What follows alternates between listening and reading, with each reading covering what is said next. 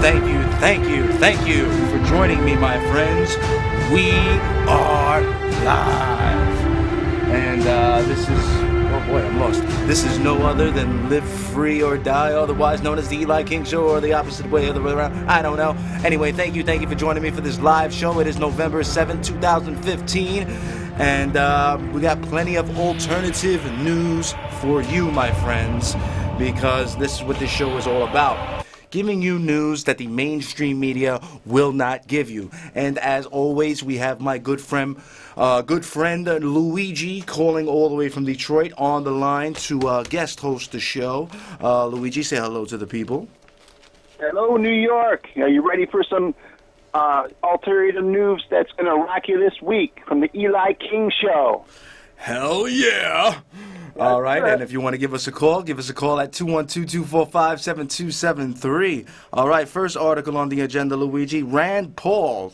Look where ISIS gets its weapons from. They have anti-tank weapons and missiles that we gave them. What? That we gave them? Yes, presidential candidate Rand Paul has urged voters to look where ISIS is getting its weapons from to understand the monumental problem the U.S. is facilitating in Syria and beyond.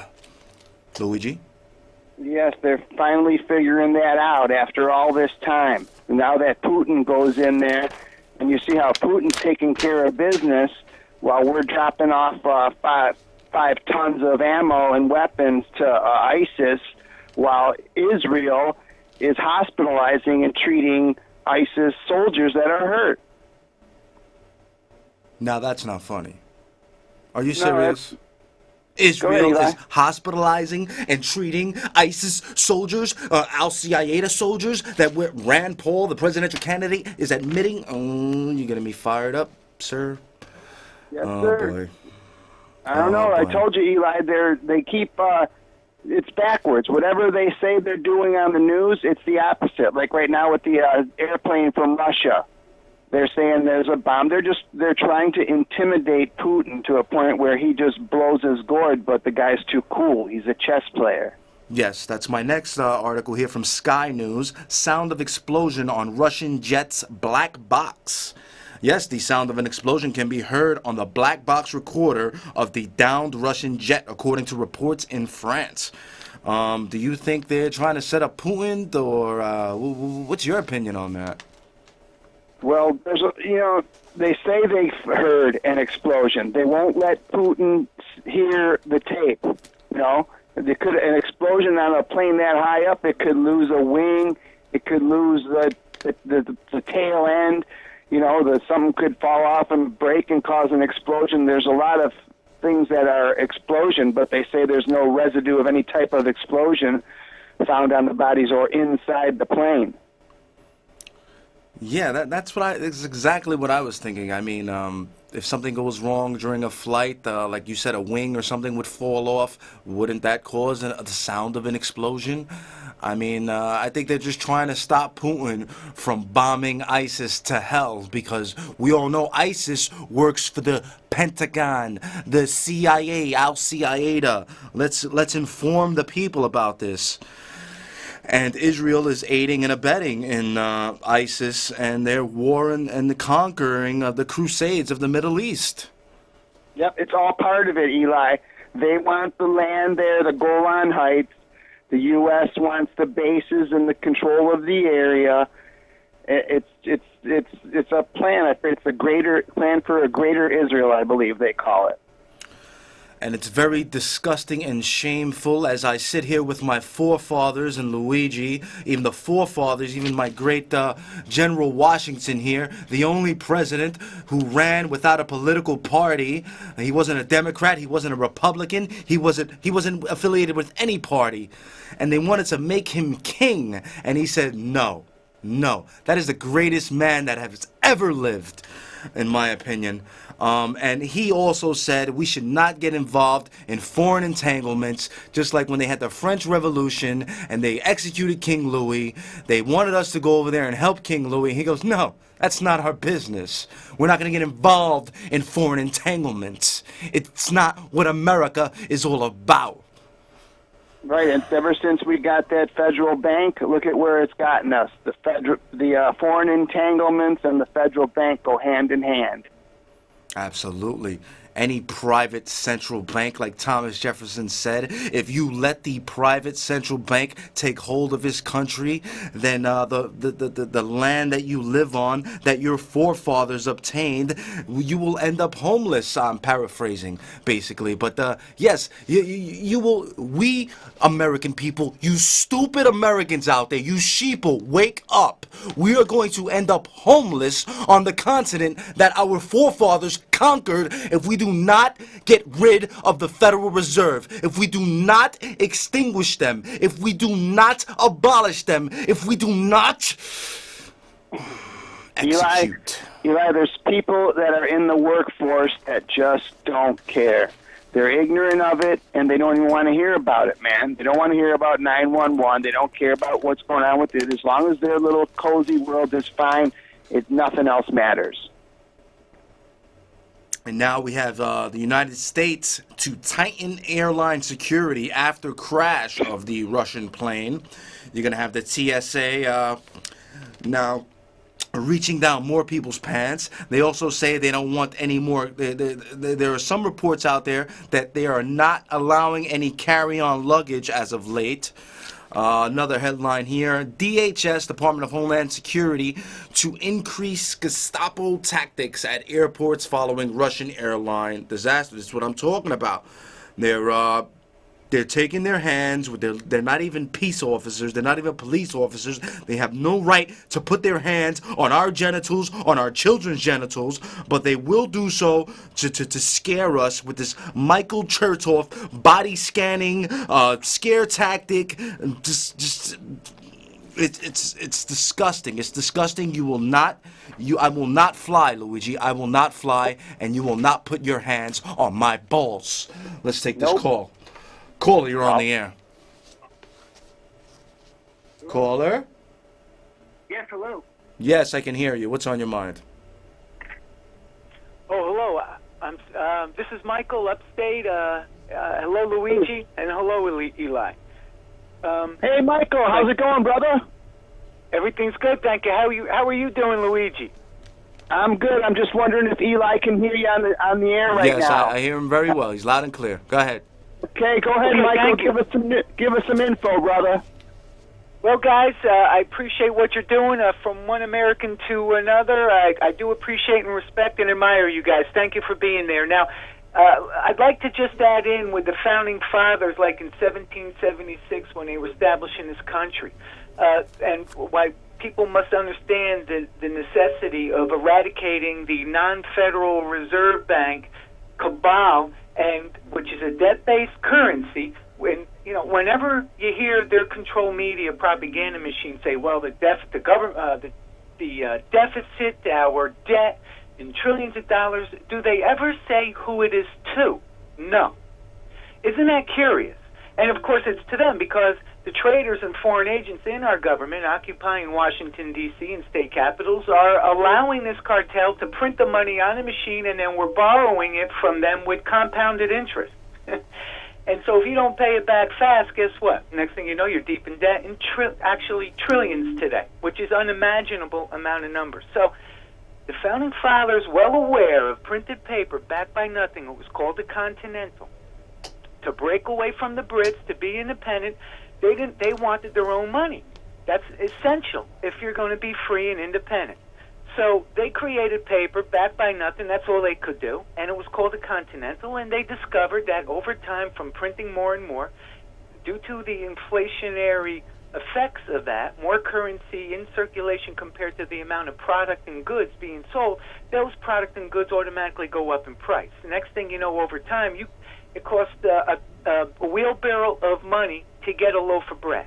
And this is exactly what Benjamin Franklin stated, and this is exactly why he stated that caused the Revolutionary War. Exactly what you're saying, Michael. Go on.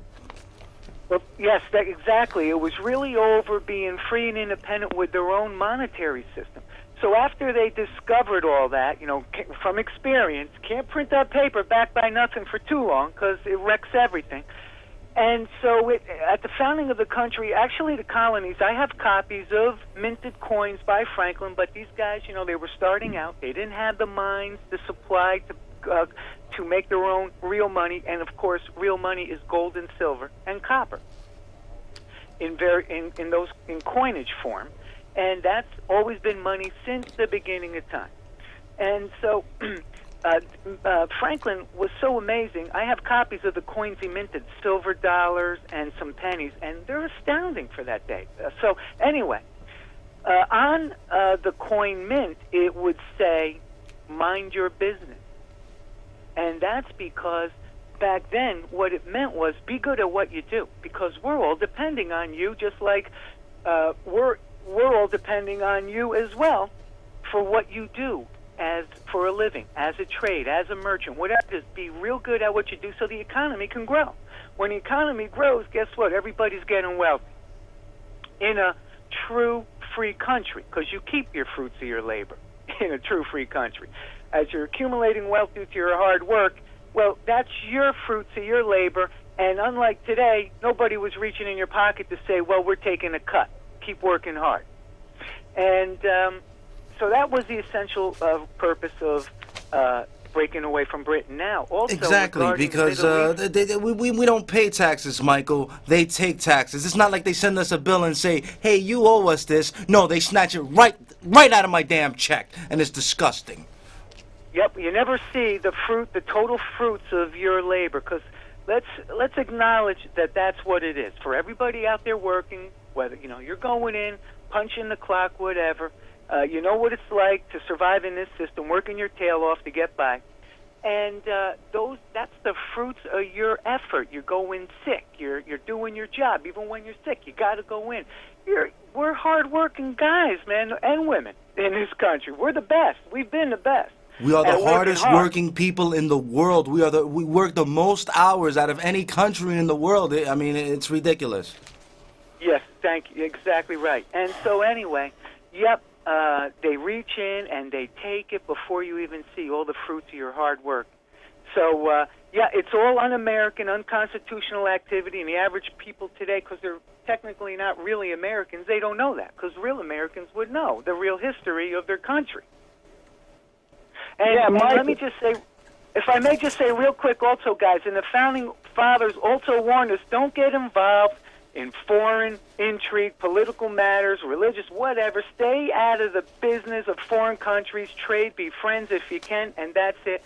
So getting back to the Middle East, again, guys, you see, they're dragging us into all these foreign conflicts. They're just spreading us out thin. So it's all designed by domestic enemy and traitors to destroy us.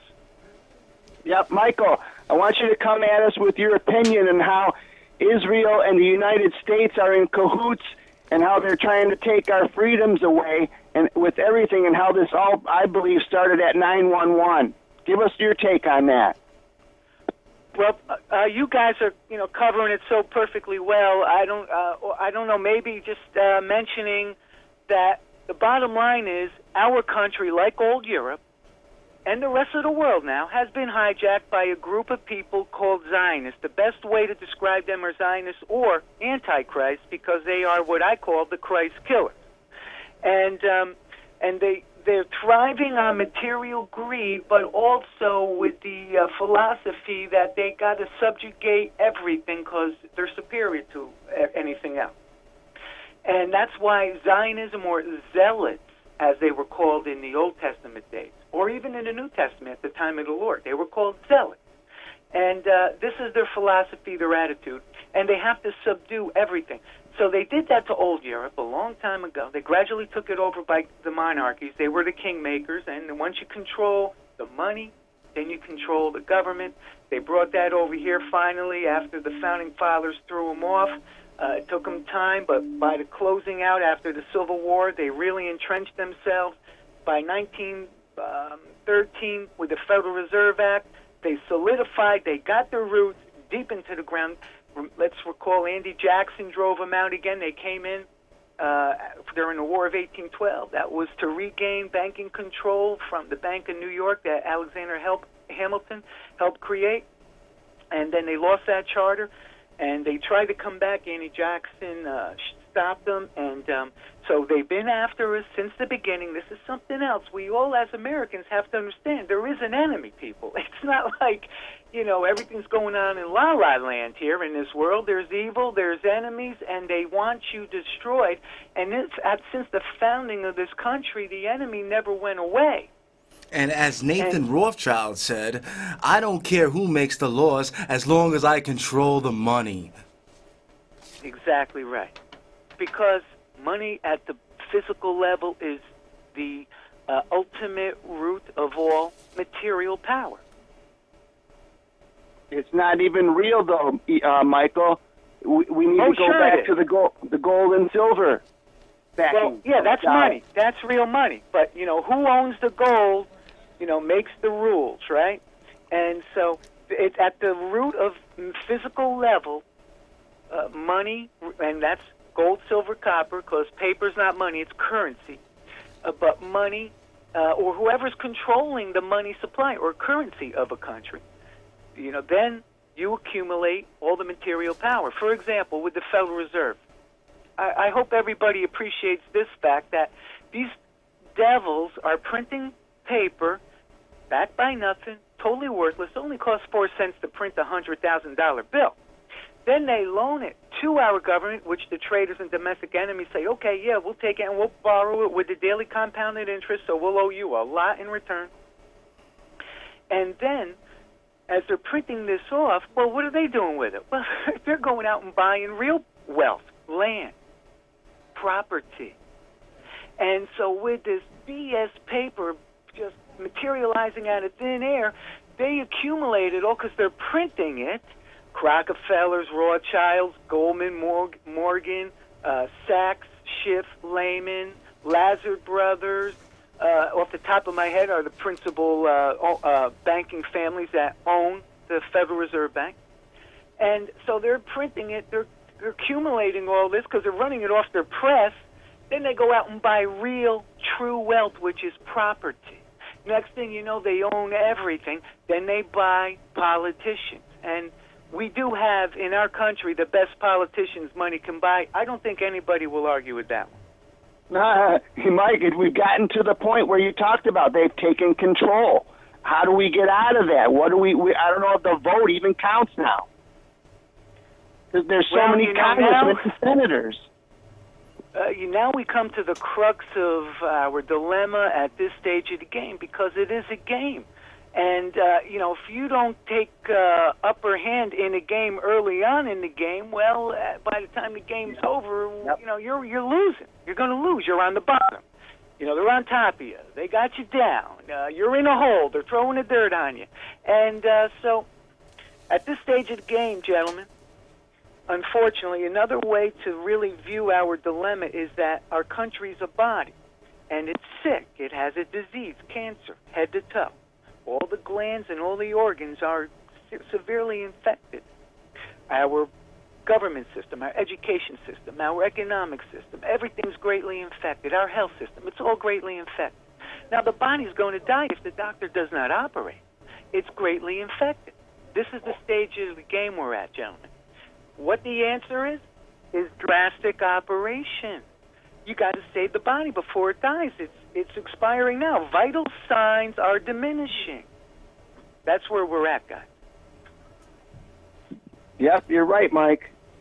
But, you just look at, they've taken control, and there's so many sheeple out there that just want to get by day to day. They don't care about Israel first. They don't care at 9/11. It's over. It happened 15 years ago,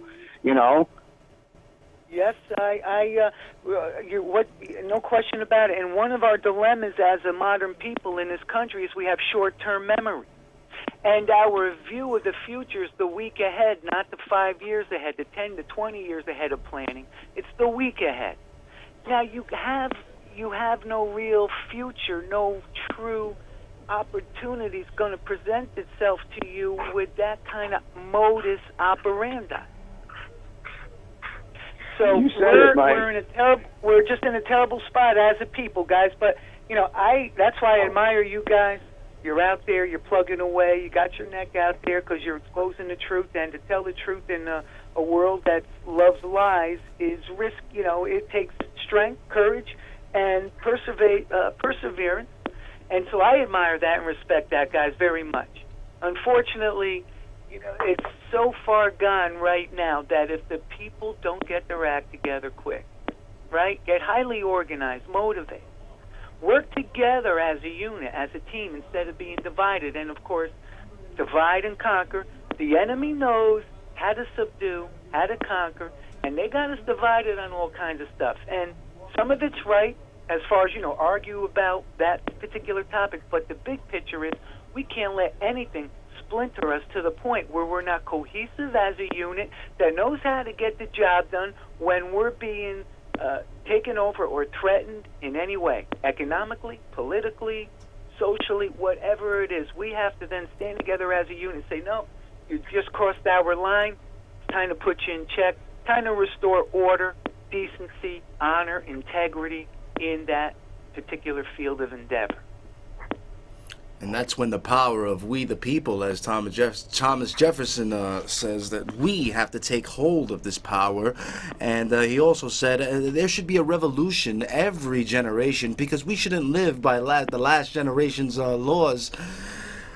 I mean, we got to hold their feet to the fire, and if it takes another revolution, then in my eyes, so be it, because I'm tired of living under this Zionist slavery. I just can't take it anymore. None of us can. We're all, all of us that are at the same level of understanding and also experience of, we're awake. We see, we hear. Our eyes see, our ears are hearing, and we can't deny the truth.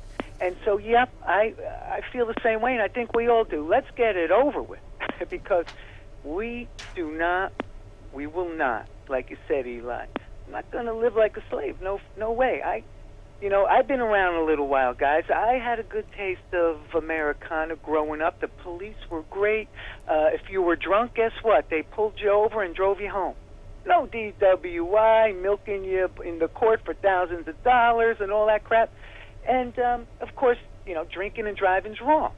But back in that day, that's what they did. They treated you with respect. You're their boss.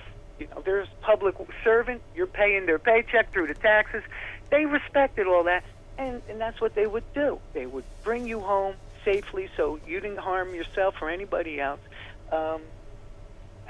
Freedom. You go to the airport. You jump on a plane, like Eli was saying with the TSA. Back in those days, you jumped on the plane. You got there last minute. As long as they didn't take off, they got you on board. You're ready to go.